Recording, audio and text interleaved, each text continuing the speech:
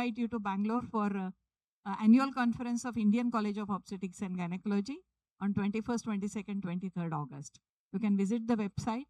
Okay. So we would like to thank the organizers for giving us this opportunity, and thank you, moderators.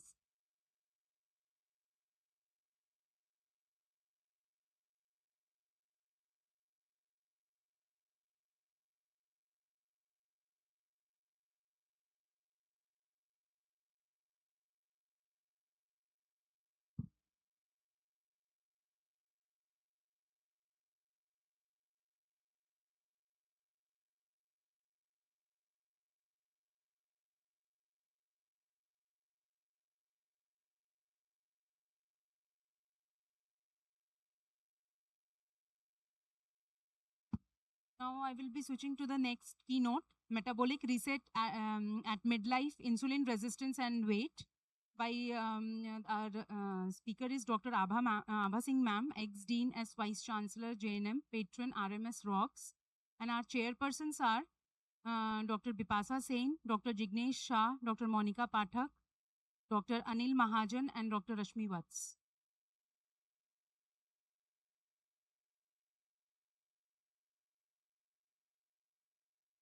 Good morning, everyone. I am from Patna.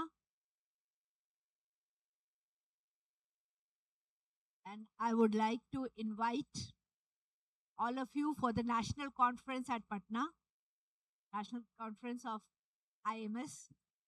That is on the 19th, 20th, and 21st of February next year. So the brochure is here. I will keep some over here. And I invite everybody to please come and for this good academic feast, and also to visit Patna, visit Bihar. It has got a lot of cultural, religious background. So my invitation extends to everyone. Thank you.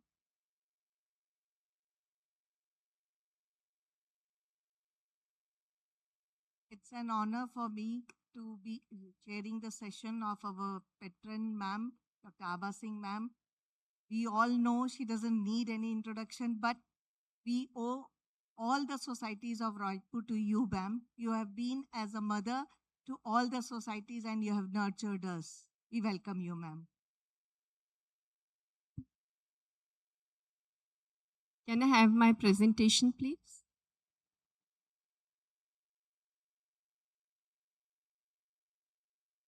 So in this very fast-paced world, we often hear people talking about their problems related to their cardiovascular system, related to their bone, related to their insulin resistance.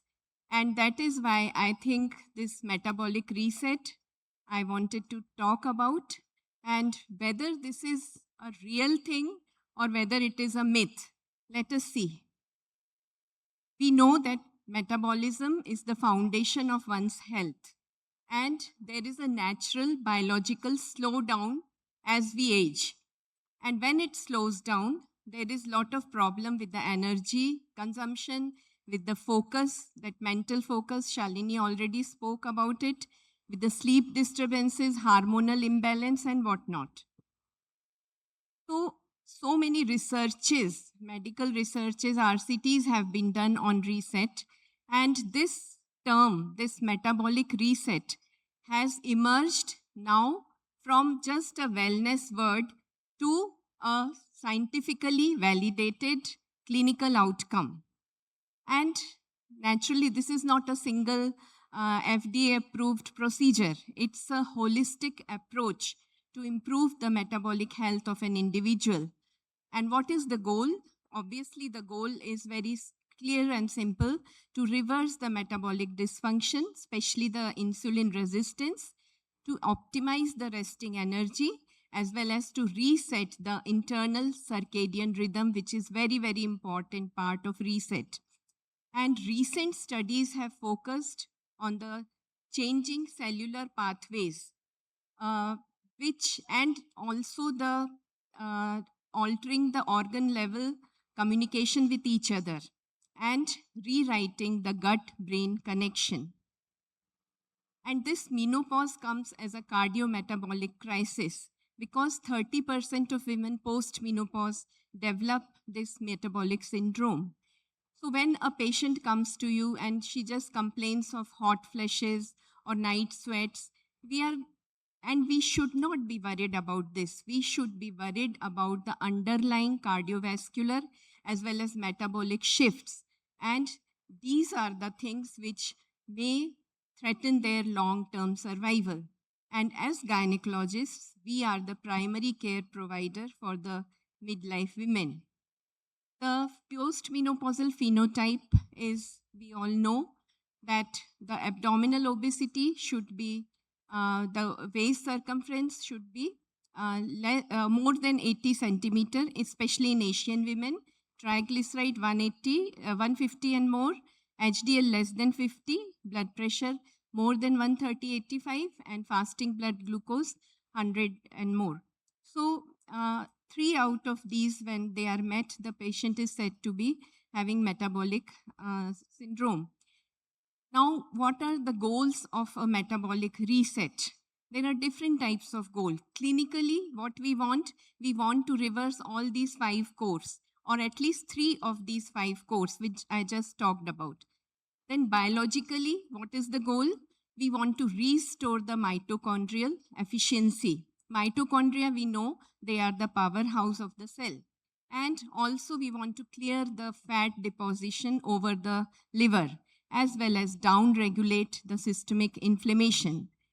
And with all this, the main aim is the paradigm shift of moving away from lifetime taking medicines towards the root cause of the whole thing.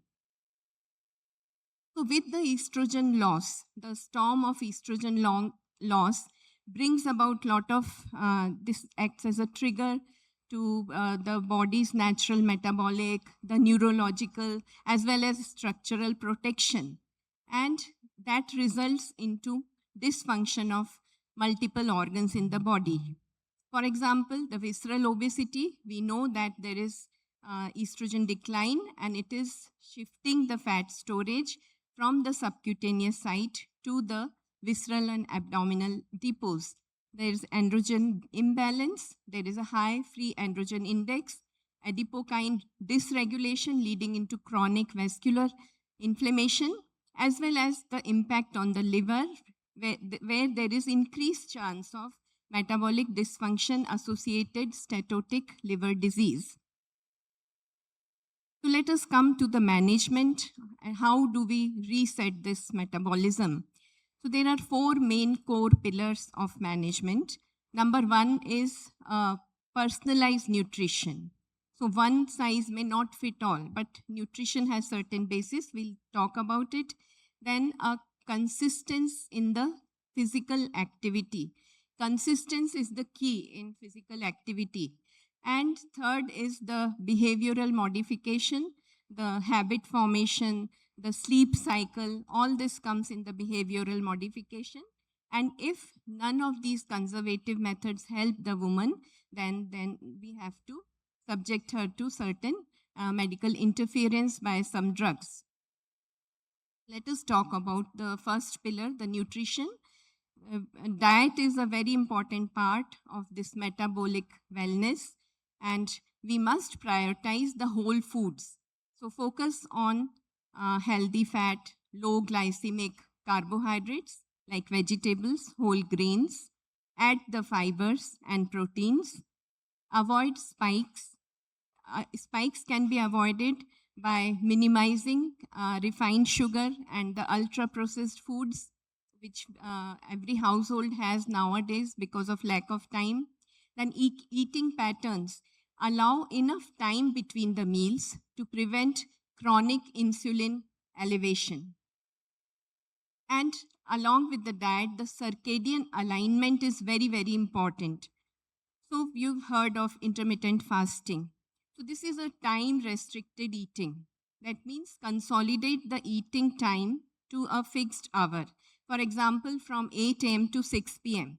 So that window can be utilized to eat anything. And then there is glycogen exhaustion, which occurs during the fasting for the rest of the day, and this results in adipose shift from the visceral organs. So there are different benefits of the intermittent fasting. It not only improves the cardiometabolic risk factors such as insulin resistance, dyslipidemia, inflammatory cytokines, but it also decreases the visceral fat, it produces weight loss, and it alters the gut bacteria.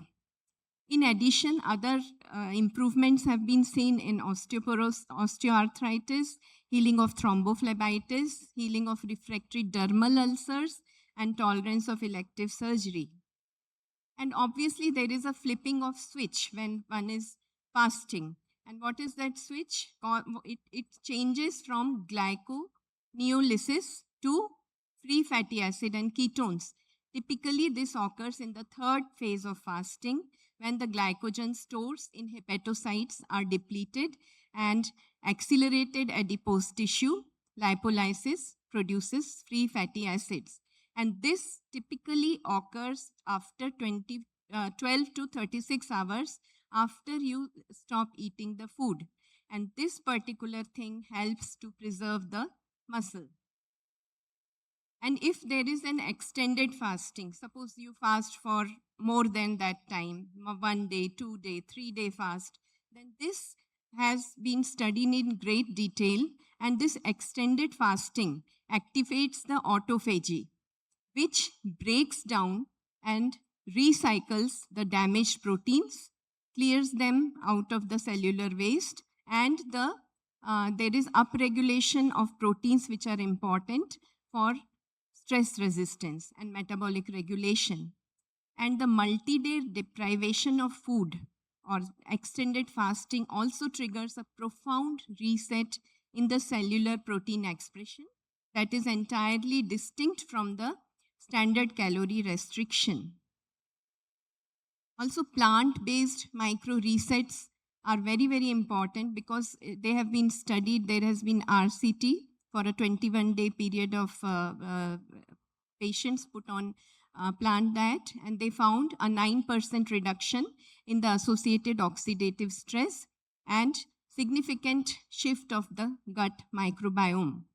Also, it resulted in 36% drop in the self-reported stress and anxiety. Another important change that occurs while you do intermittent fasting is on the microRNA. Now, there is suppression of microRNA 214 and upregulation of microRNA 410. Now, this upregulation inhibits the formation of new as well as dysfunctional fat cells. And this has to take place in about 8 weeks. It doesn't occur before 8 weeks. And this microbiome optimization is very important because it is the gut dysbiosis that is linked to metabolic syndrome.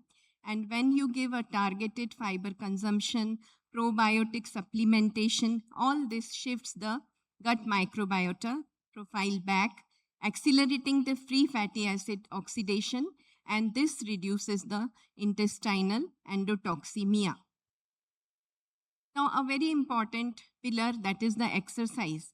So either in postmenopausal women, there is osteopenia, that is bone loss, there is sarcopenia, that means there is muscle loss, or there is, along with both the things, there is adiposity, and there is a considerable overlap in it.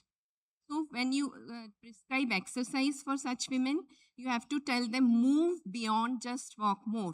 Because many patients will tell you that we walk for 1 hour, 2 hours, so many miles. But actually, just doing the same thing every day is not that important. What is important is that you increase the difficulty level. So if she's just walking on plane, then she can just use an inclination to walk, or she can walk reverse, or she can use some weights which she can increase gradually. So that is what I mean by just walk more than just walk more. Then include 2 days of resistance training. And what happens when you give resistance training? This 2 days in a week. This helps in this glucose transporter type 4 translocation. It is located in the skeletal muscle, but it doesn't come out to the cellular surface until and unless there is resistance training. And this helps in improving the insulin sensitivity. And then also ask her to include high intensity interval training.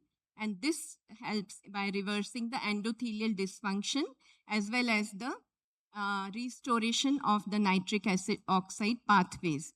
So there has to be a dual approach. That means you have to combat the visceral fat, which requires pairing strength training with low glycemic nutrition. So on one hand, a low glycemic nutrition is important, and on other hand, the exercise is also very important. Now, talking of the weight rebound, most important new discovery on this I would like to talk about the gut reset. Nowadays, we know that every disease has something to do with the gut problems, gut dysbiosis. So there is a gut reset program. It has been called duodenal mucosal resurfacing, DMR, and it acts by as a physical metabolic reset. What is done here through the endoscopy? They ablate the inner lining of the upper GI tract, and that helps to reset the metabolism. And the results have shown that patients lose about 40 pounds in 6 months. A very good method of imaging has been done. Some research is there on that. Just like when you do PET and you give radio tracers and you see their movement and they pass through the whole body and you take an image.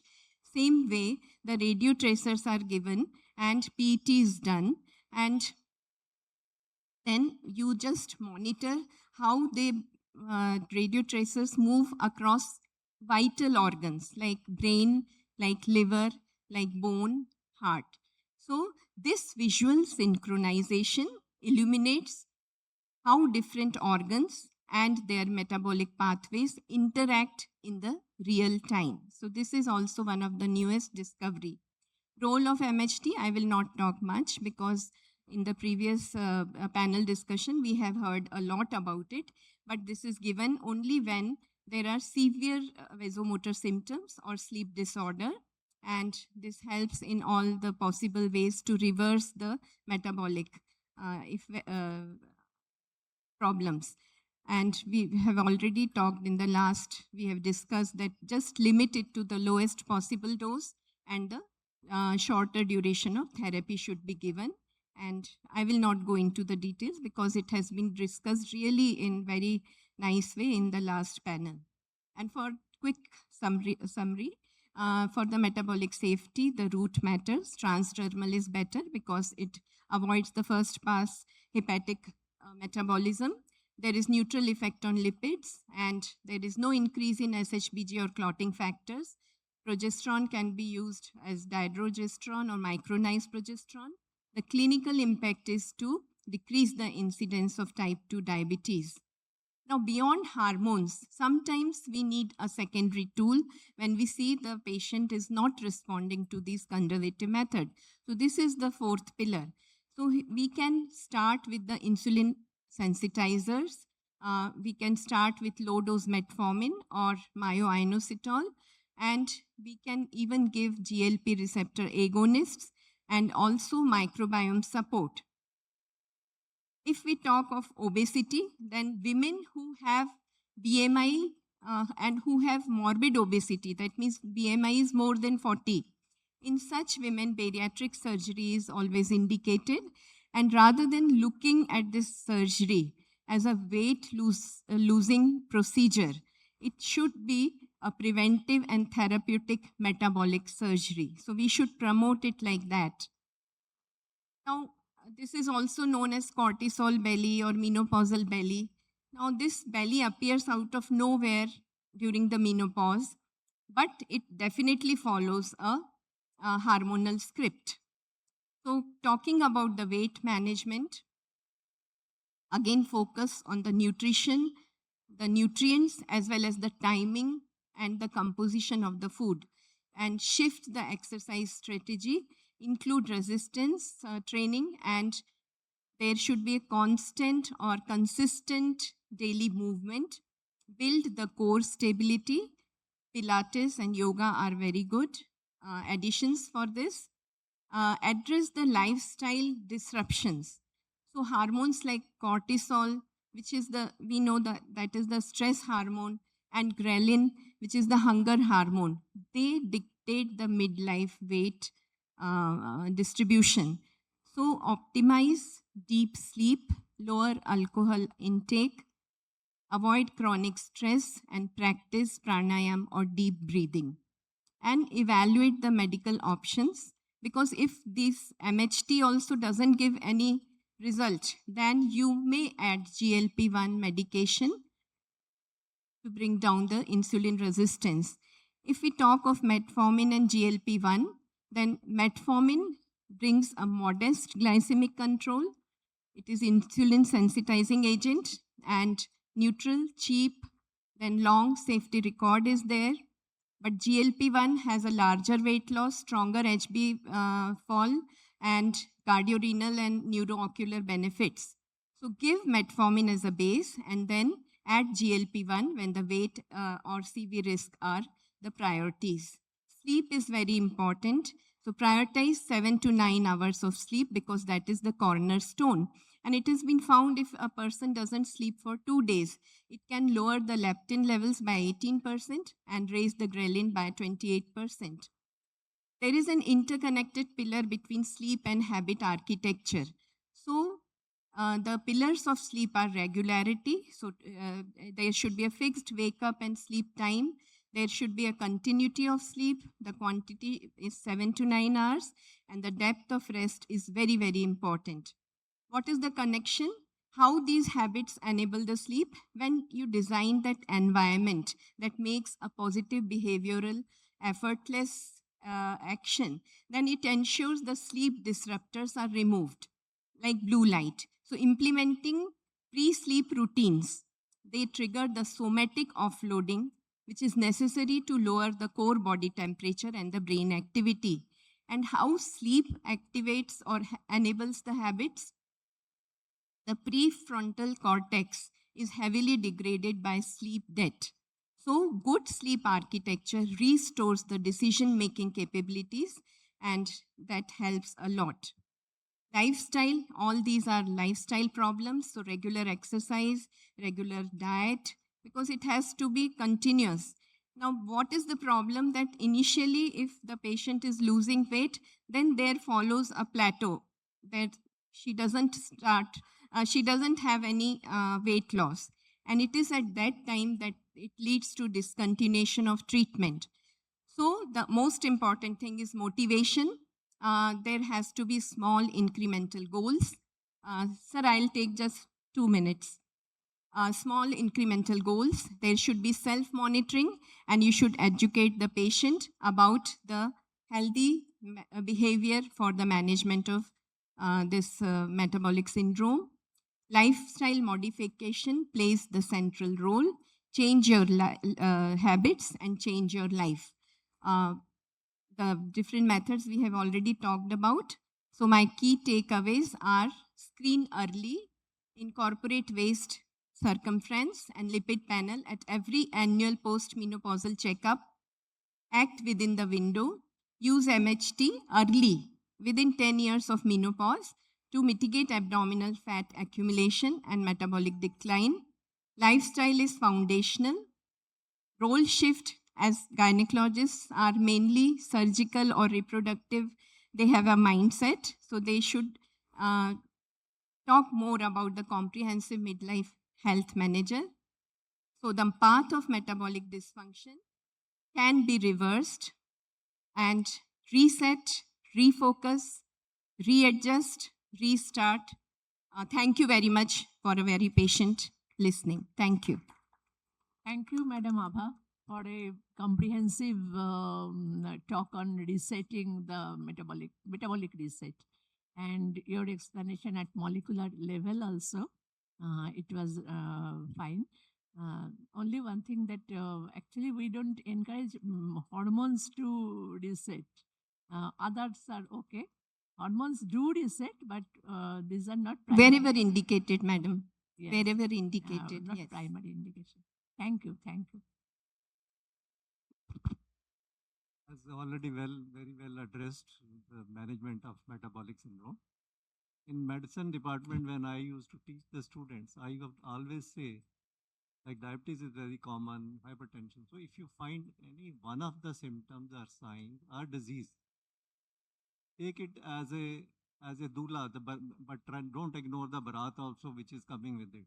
The barat is like, if you have a diabetes, please screen for hypertension, please screen for dyslipidemia, please screen for obesity, please screen for hyperuricemia, please screen for obesity. So all these, you see, you have not to take care of doula, you have to take care of the barat. So if prevention is always better, but if you screen and if you catch these factors, the early management can always help in reducing the complication. Thank you very much. A very well presented talk. Ma'am, for excellent presentation. Thank you. Thank you, ma'am.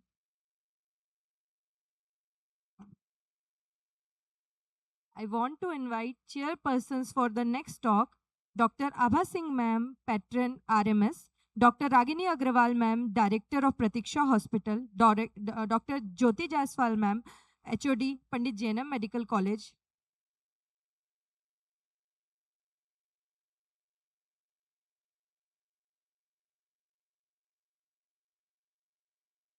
A very prestigious next scientific deliberation, which is oration from none other than President of Indian Menopause Society, Dr.